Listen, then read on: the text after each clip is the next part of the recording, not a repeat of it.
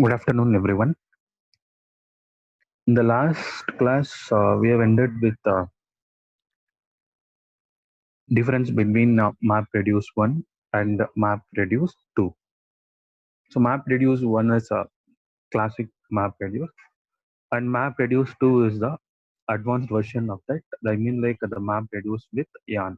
So MapReduce with Yarn is treated as MapReduce 2, and this basic simple MapReduce is called as classic MapReduce. And in today's session, we'll be talking about MapReduce 2, that is MapReduce with Yarn.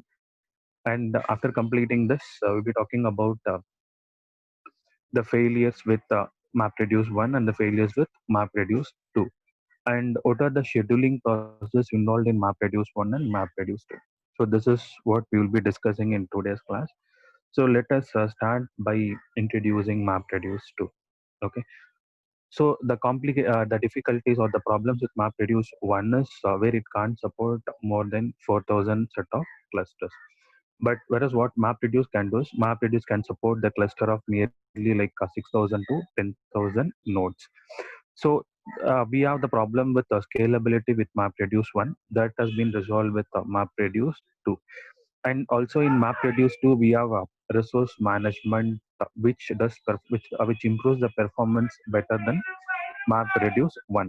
And one thing to be noted is here this job tracker has been split into two things.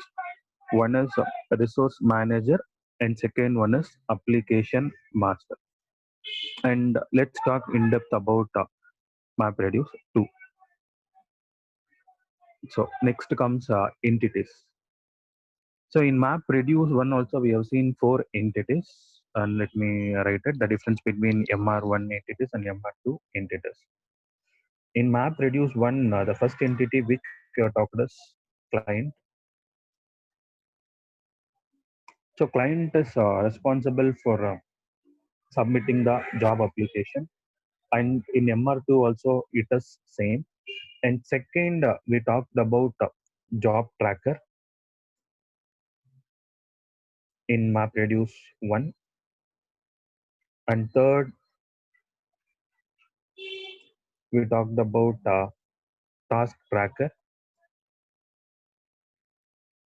And four, we talked about DFS.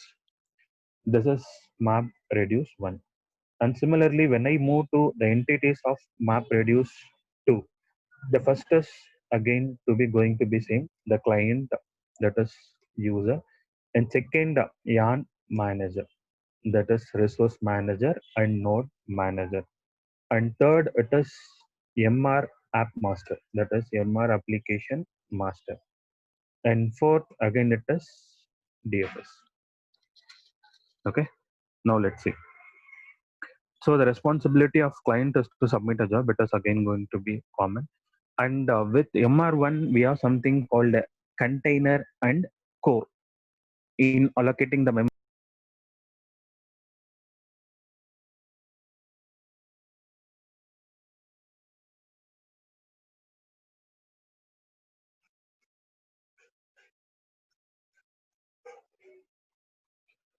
so here we have two things. One is Yarn Resource Manager, and second one is Yarn Node Managers. And what is the role of a resource manager? Is it coordinates the set of resources on the cluster, as how we have done job tracker and task tracker in the Yarn one. And the most important is MapReduce application master, and which coordinates the task running the MapReduce job, like the application master and the MapReduce task. And again, if you see it, you can see containers, which are scheduled by the resource manager.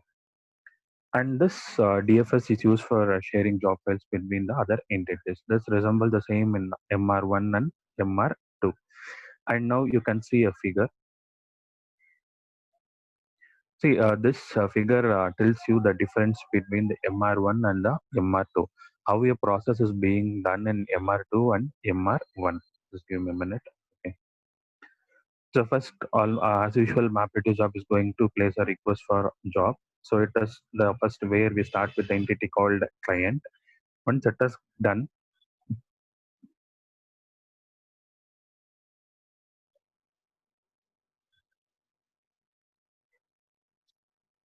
Okay, once a request is placed the job, so this will be done with submit application. So then it will be processing to get new application for resource manager. And here we talk about two important things. One is resource manager node, and second one is application master. So now it will move forward to copy the job resources. Once it is done, then a job application will be submitted. So then it will be getting into container. See, this is a container. Container means which has a set of cores. It means like a space for memory space for allocating the nodes. So where that job will be keep executing. Okay. So from there, it will start initializing the job. So then it will retrieve the input split. Once it is done, then resources will be allocated, and then the container starts where you can retrieve the jobs. And here you can see two things like yarn child. So treat this as like a node manager and a resource manager. This is MR app master.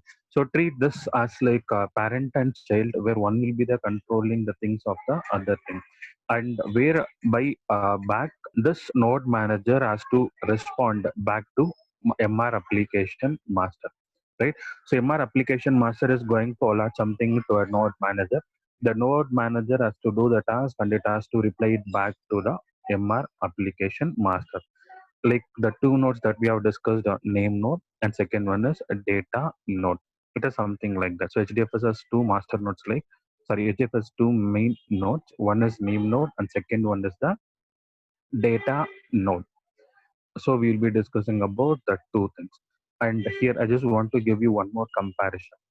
And in the anatomy of map reduce one, we have seen something like first job submission and second job initialization. I mean map reduce workflow. We have talked about job submission, and we have talked about job initialization. Third, we have talked about task assignment. Fourth, we have talked about task execution. Fifth, we have talked about updates, how the updates are being done. I mean, process updates. At last, we have talked about job completion. And now, let us make a difference between MR1 and MR2 for this scenario, right? So first job submission we have done with submit application, and here too it is same. But in addition to that, the modified method is submit application. But whereas here it is submit application, submit application. But whereas in MR1 it is just submit method, and here it is submit application. And second is job initialization. So there you talked about how to initialize a job with MR1. And here it is done with this job initialization is done with MR app master. So this is the difference that you should know. So MR master. So this is responsible for job initialization. And task assignment, more or less it is same. They will talk about this, and we will talk about resource manager. And task execution, the task will be get executed in the containers in the node manager. And process updates, how can I update my process? I mean, how I can update my status of my process, either is it in execution, or is it completed, or is it failed? If it is failed, what is the reason? See, in this I just want to remind one thing. So in MR1, we have seen if a job gets successful, at the result you can see it will be returning counter nodes. It will be returning counter nodes. Whereas if it is unsuccessful, it returns the error log, where the information will be get stored in the error log. Okay.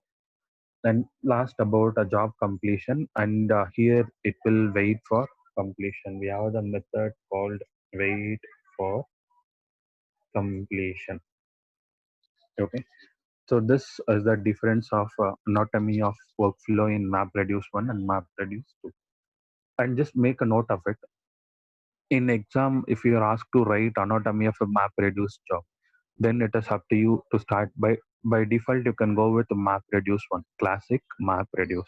If the question is asking you like write the anatomy of MapReduce 2, or explain the anatomy of MapReduce with yarn, or explain the workflow of MapReduce with yarn, then your answer should be fitting in this manner, like the workflow of MR2. We should not talk about MR1. Okay, I hope this makes a different. This I hope this can help you to make a difference in understanding the concepts. And next part is about failures in classic MapReduce. So first, let us see the failures in classic MapReduce, and let us see the improvements in second MapReduce. So there are three failure nodes to consider in MapReduce one. One is failure of the running task, and second task tracker, and third job tracker. So here yarn, what does it does yarn, and what is not there in MR1. Now let us see that. In yarn,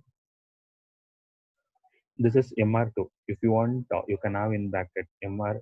Whenever I talk about yarn, let us map reduce 2. Whenever I talk about the simple basic map reduce, let us map reduce 1.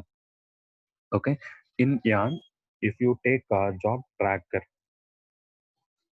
in yarn, if I talk about job tracker, see job tracker, what and this job tracker manages job scheduling. It manages both job scheduling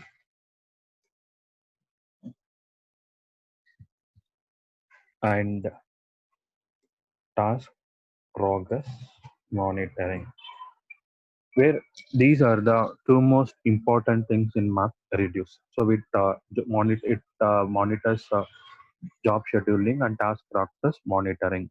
And again, job scheduling, we shall discuss about the scheduling algorithms like IFIFO and other methods. And here we talk only about FIFO. That I will be discussing in short. And let's yarn as two most important things. One is called resource manager, that I will write as IAM, and second one is application master. And resource manager, what it does is it monitors the usage of resources across the cluster of nodes. It will be better if you copy these notes when you start preparing for exams. It will be helpful for you in recalling the things. And application master, it manages the life cycle of the entire application, manage the entire life cycle of resources on the cluster. Application resources on the cluster. Okay. So these are the failures in the classic map reduce, and how these are being achieved in this map reduce to MR2. Now let us get in detail about this failures. So the first failure is task failure. See, just treat that we have one child and we have one parent classes, and if the child task get fails, and the most reason is like when the code in the map reduce throws a runtime exception. So like when it is returning an exception, so all of us like when the child JVM is suddenly got exited from the node, or when the time value that your status becomes 0, it disables the time out. Let me tell you, task tracker. So task tracker is one of the most important thing. I mean, it is the another failure node. And just remember that if the task tracker get fails by crashing or by running slowly, it will start sending the heartbeats to the job tracker. If it fails to send the heartbeat to the job tracker, then what happens is that particular task which it is an execution, which it is an running, will be made as dead. which will not be alive anymore. Okay. So by using this web interface like Yarn, and we have one more web interface called Apache Ambari, where you can see how many number of nodes in your Hadoop system are running. And when it stops sending the heartbeat means when it starts responding to it, then you can treat that particular node is not alive, that particular node is getting killed. Okay. So by this, even some cases, for like by default, we said we have 10 minutes. By default, we said 10 minutes that you can convert into seconds.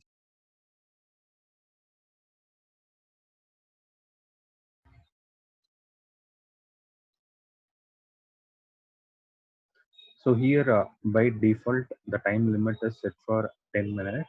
If your node gets failed to respond within the 10 minutes, that node will be get treated as it is failed.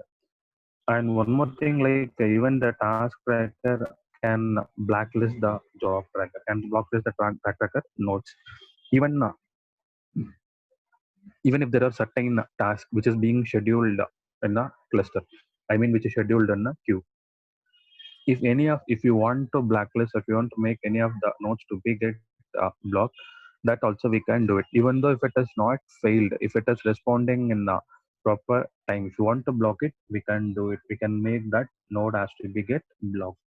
And remember that once a node has been blacklisted, then you will not be able to assign any task to it.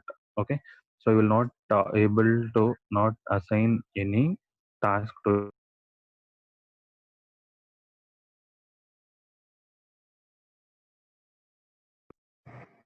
Okay.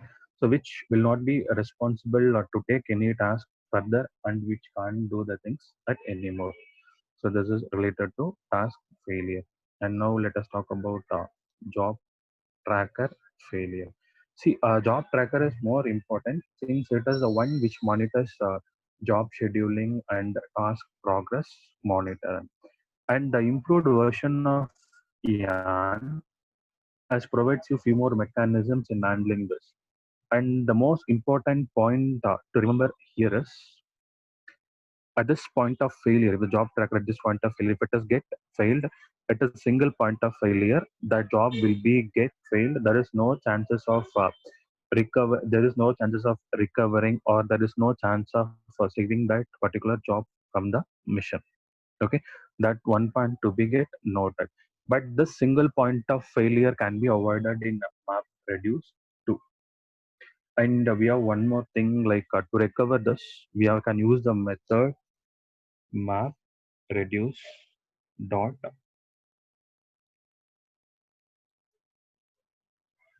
job tracker dot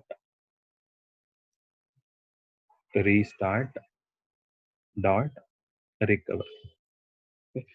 So this is the only thing we have where we can use this to recover from job track failure. And mostly whenever this it has failed because of not responding or before not providing it in the right time, then the chances are less for us to recover from the bad state job tracker failure. And these are the failures with MR1. And now let us talk about the failures in MR2, that is failures in Yarn. So for MapReduce programs running on Yarn, I mean like at any time, uh, the nodes, you can see the sudden exit of nodes, or you can see a crash, or sometimes like when the time that is set, it becomes zero. When it was when it has failed to respond within the time limit, then all the nodes will be get failed, right? Even in case of MapReduce 1 or even in the case of MapReduce 2. So there you talked about three entities, and here you talk about four entities: task, application master, node manager, resource manager. And now let's get into one by one. And the first one is task failure. Like the failure of chances of their less when comparing to MR1. So MR2 results in less number of failure rates. And here runtime exceptions, there we call in MR1, we call the errors, whatever the nodes it has get failed, that is returned as runtime exceptions. And here we have configuration properties, which made us to improve a little bit more than map reduce one. where we can try to reattempt it, where you can try to avoid the maximum attempts in a task failures. Application master failure. As this is the most important master in controlling the entire thing, like a master node. Once it has get failed, it will make all the job which is currently in execution to be get failed. So this can be happened in because of any hardware failures or network failures, where in even as I told you, like by default we'll be having 10 minutes. Within that, the node should respond. The node manager is responsible to carry this particular response to application master. So all these things has to be get managed, and you can increase the chances of you can increase the nodes to be get restarted with the help of yon dot resource manager dot am dot maximum retrace can be done. Node manager fails. So when a node manage fails, it will not be able to communicate, not be able to send heartbeat to the resource manager. So thereby what happens is that particular node will be removed from the set of available nodes. That will not be there in a queue at any moment after this. And resource manager failure. So it is the one, it is like a master which is controlling this node manager. When this is getting failed, it also makes chances of that also to be get failed. Okay. So at the outset, it will be supporting us to recover from clashes by using a mechanism.